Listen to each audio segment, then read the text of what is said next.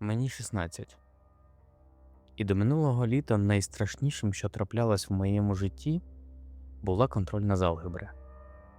Наше містечко маленьке. Всі всіх знають, двері ніхто не замикає на другий замок.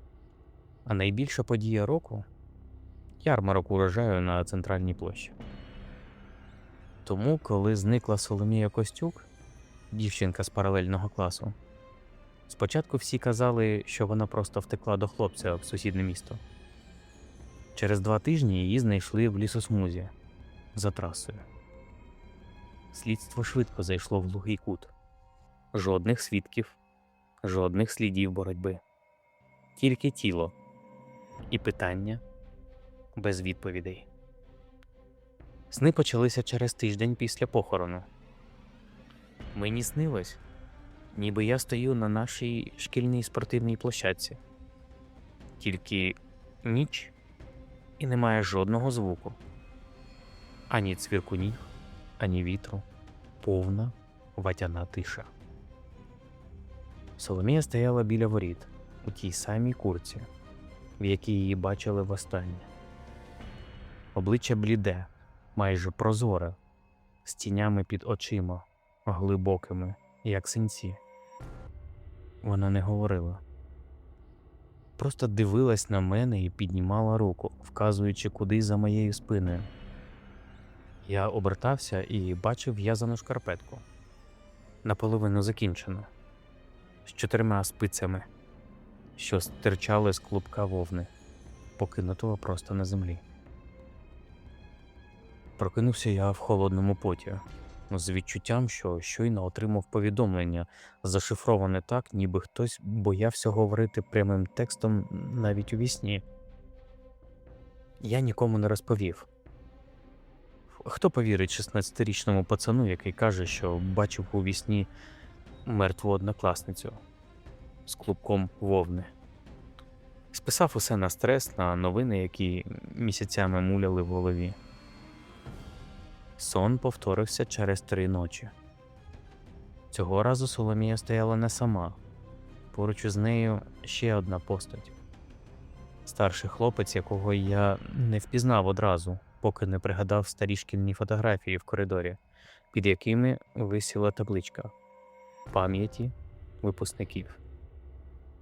Данила Гнатюк зник 5 років тому. Тоді ще при мені писали в новинах: поїхав шукати роботу у велике місто. Більше не виходив на зв'язок. Тепер він стояв поруч із Соломією. Так само мовчазний. І теж указував рукою, цього разу на в'язальний гачок, застромлений у моток пряжі кольору темного вина. Я почав записувати сни в блокнот одразу після пробудження, поки деталі не стерлись. З кожним разом додавалися нові елементи. Клубок вовни змінював колір, спиці – розмір. Іноді з'являлася чашка з відбитим краєм. Іноді стара радіоприймальна антенна на даху будинку, силует якого я не міг з певністю впізнати. На 4-й тиждень снів я нарешті зважився і пішов до шкільної бібліотекарки Ірини Павлівни.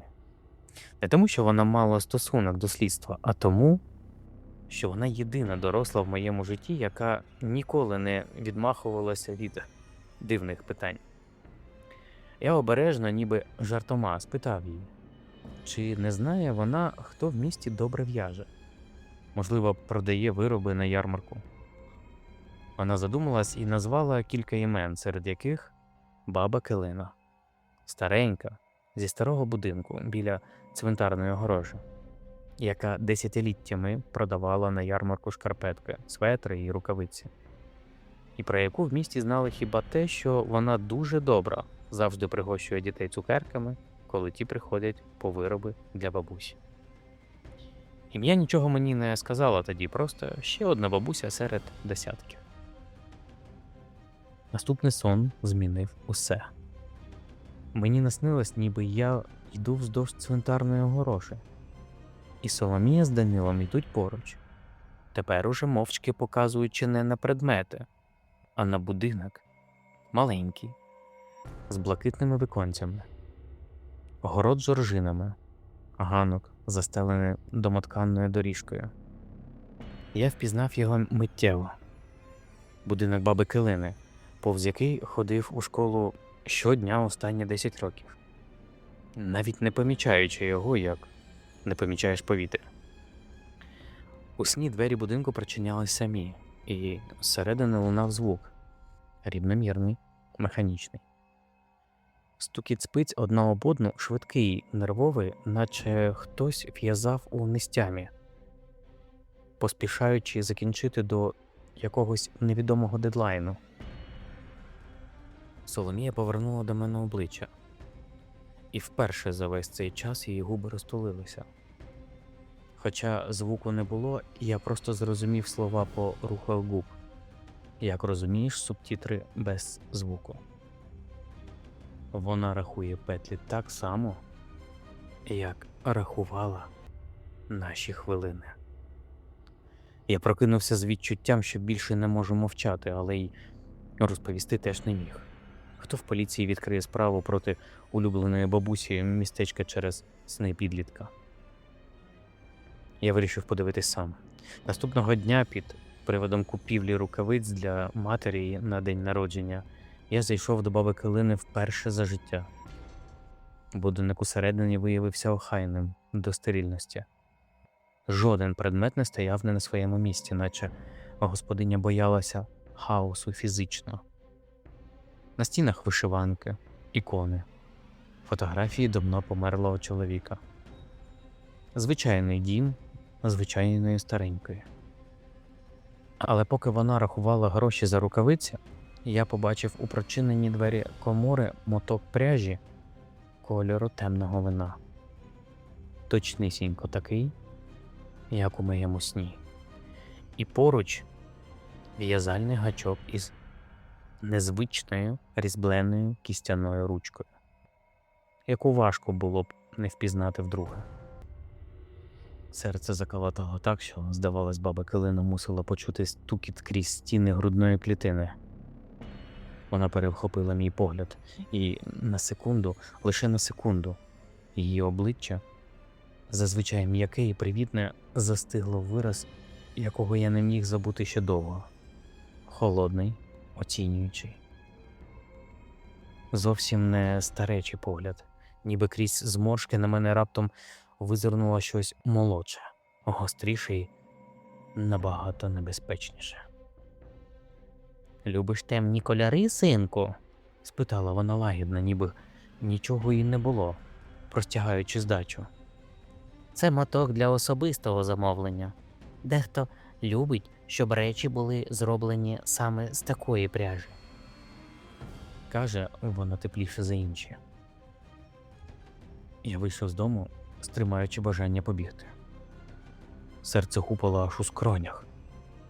Тієї ж ночі мені наснилося відразу троє.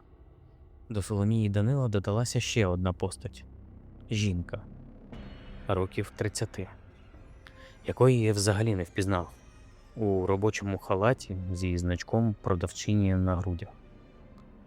Усі троє стояли мовчки, а на землі перед ними лежали 3 клубки пряжі різних кольорів – темно-вишневий, сірий і майже чорний, глибокий, як вода в колодязі вночі. Я почав шукати в старих газетах і на форумах містечка зникнення за останні 20 років. Знайшлося більше, ніж я сподівався побачити. Продавчиня з магазина тканин зникла 20 років тому. Поїхала до родини у інше місто. Листоноша, що приносив бабі Килині пенсію, зник 8 років тому. Звільнився, переїхав. Данило.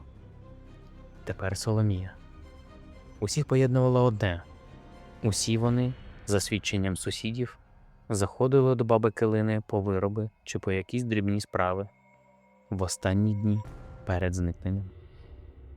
Я зрозумів, що маю вибір – мовчати далі чи ризикнути виглядати божевільним підлітком заради того, щоб хтось нарешті перевірив те, що мені відкривалось уночі. Я пішов до дільничого, старого знайомого мого батька, і, затинаючись, розповів усе: сни, клубки, гачок, дивний погляд. Він, звісно, спершу слухав із поблажчивою усмішкою людини, яка терпить дитячу фантазію з поваги до батька хлопця. Але коли я назвав імена зниклих за останні 20 років, які він сам колись вносив у протоколі, усмішка зникла з його обличчя. Обшук будинку баби Килини провели за тиждень під приводом перевірки протипожежної безпеки старих будівель.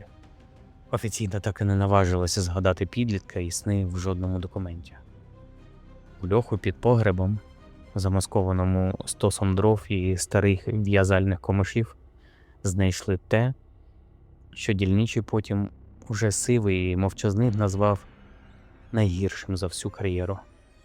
Особисті речі всіх зниклих, акуратно розкладені і підписані, наче колекціонерські експонати, і незакінчений виріб з пряжі темно-вишневого кольору.